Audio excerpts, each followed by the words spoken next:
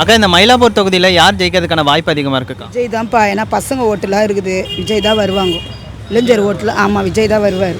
இப்போ தமிழிசை சவுந்தரராஜனும் இந்த இடத்துல ஒரு பெரிய கேண்டிடேட்டாக இருக்காங்க பா. அவங்களாம் வந்து ஐயருங்க ஓட்டு தான்ப்பா இங்கே விழும்.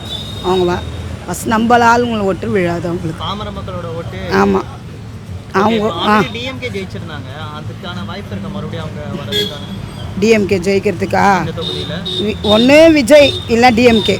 இந்த இடத்துல ஆமாம் எனக்கு தெரிஞ்சு விஜய் தான் வருவாருன்னு இருக்குது, ஒரு நம்பிக்கை இருக்குது. டிவிகே தான். ஆமாம் டிவிக்கே தான். அப்போது விஜய் வந்தால் கொஞ்சம் நல்லாயிருக்கும். ஏன்னா அவங்கவுங்க ஆண்டுட்டாங்கல்ல, விஜய் வந்து ஆள்ட்டமே கொஞ்ச நாள். நிறைய பேர் விஜய்க்கு அரசியல் தெரியாதுன்னெலாம் சொல்கிறாங்க, இப்போ தான் வந்திருக்காரு, அனுபவம் இருக்காது, என்ன பண்ண போகிறாங்க? ஃபஸ்ட்டு உங்கள் அம்மா எந்த கிளாஸில் உங்களை சேர்க்குறாங்க?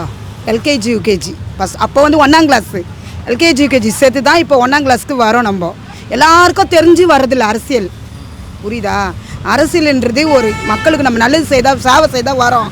நம்மளே எல்லாத்தையும் அமுக்கணுன்றது வர்றது கிடையாது. அவன் வந்து செய்யட்டமே, விஜய் வந்து செய்யட்டமே, நல்லது செய்கிறேன்னு சொல்லியிருக்காருல்ல, கரெக்டும். விஜய் வந்தால் கண்டிப்பாக நல்லா செய்வார்ப்பா. எங்களுக்கு நம்பிக்கை இருக்குது, செய்வார். நம்பிக்கை இருக்கிறதால தான் நாங்கள் ஓட்டு போட்டுக்கிறோம். ஆனால் நிறைய பேர் சின்ன பசங்க ஓட்டு மட்டும்தான் விஜய்க்கு வரும், 50 வயசுக்கு மேலே இருக்கவங்கலாம் போட்டுக்கிறாங்க வாமா போட்டிருக்காங்க ஓட்டு. எல்லாரும் தபால் ஓட்டுலாம் நிறைய போட்டிருக்காங்க, எங்களுக்கும் தெரியும். அதெல்லாம் சும்மா அதெல்லாம் எங்கள் வீட்லேயே 7 ஓட்டு, வயசானவங்க 3 ஓட்டு எங்கள் வீட்லேயே. அதெல்லாம் விஜய் தான் வருவார், டிஎம்கே வராது, ஏடிஎம்கே வராது. நான் தான் சொல்கிறேன்னு ஸ்ட்ராங்காக சொல்கிறேன், விஜய் தான் வருவார்.